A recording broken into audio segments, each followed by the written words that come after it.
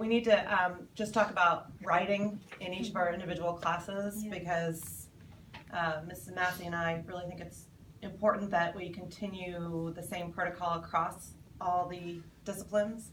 So I'm just interested in knowing what you guys do right now as far as having them write. One of a math class. And that's probably hard. But well, it's not that hard. You know, I'm not gonna work. Right. Knowing their EOC is a reading test with math sprinkles. A lot of the time we do a lot of quick writes. Okay. And if we have like a student out or something, I make them write a letter to the student explaining the steps that we did or the process we did to solve an equation or whatever concept that we're working on, and having that other student to read it. Now, if you can read it and actually solve a problem, that demonstrates mastery. If not, that means we have some holes in our steps and we need to go back and fill them in. They have to realize that math is done on paper. So if we start with the writing concept, that makes it easier to connect their math with the words that they wrote on the paper. So that's one thing that we do in the math class. I know for me, what we do, since it's a business course and we're mainly on the computer, it can be hard writing on paper.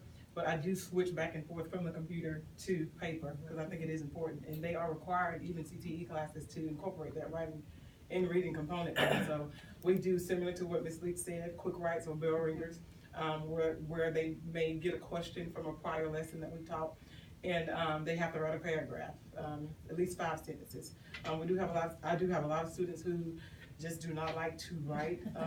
They complain about 5 sentences. And Yeah, I'm like, this is 5 sentences. Where do you get to go? Well, That's 4th grade. And I guess that's another thing, like, are we all requiring them to write the same type of, like if it's a paragraph, what does a paragraph mean to all of us? Or a response, is it a 5-sentence kind of thing? So that's kind of, I think maybe we need to look at that to make sure that we're all requiring them or using the same language about what our writing expectation is. So yeah, they always complain about they complain about a 5-sentence paragraph, about a 5-paragraph essay, about, so. Yeah, and so that's kind of what I do incorporating. When it comes to the reading component, we do a lot of reading, whether it's from PowerPoint, whether we are reading an article, discussion out loud.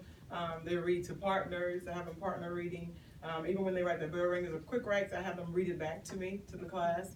And so I just kind of listen to the pronunciation of words, kind of how the paragraph is kind of, the flow of the paragraph. I listen for that. And it kind of helps me understand who's, reading fluently, who might need a little bit more work, things like that. So.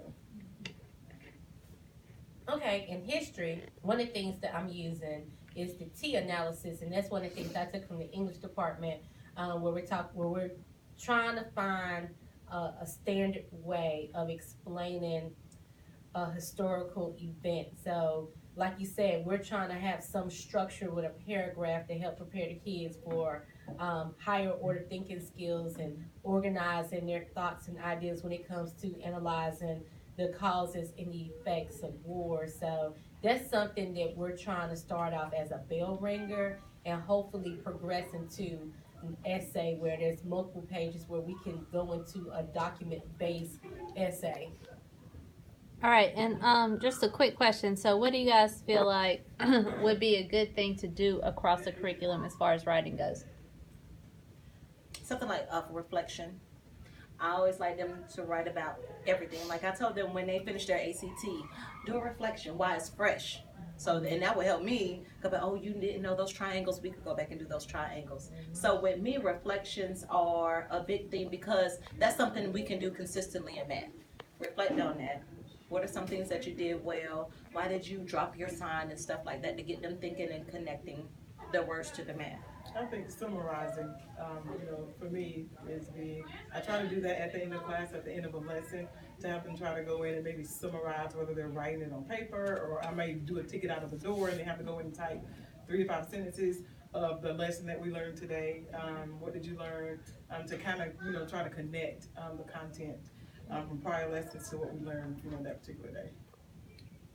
One of the things that I'm focused on, again, is the analysis. One of the things that most of the kids, they have an issue with is taking the material and applying it to other similar concepts and other disciplines across just the board. Like, can you connect this to English, to science to math with history, because history covers all of those different components. So the biggest thing is just the analysis of information.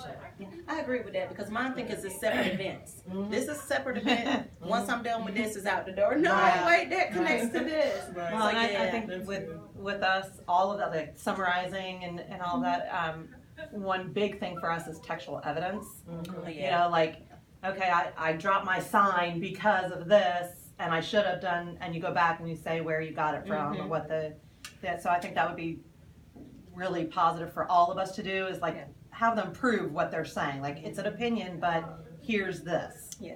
So that, I know that's, textual evidence is really big for our EOC, Yeah. so they have to respond. Mhm.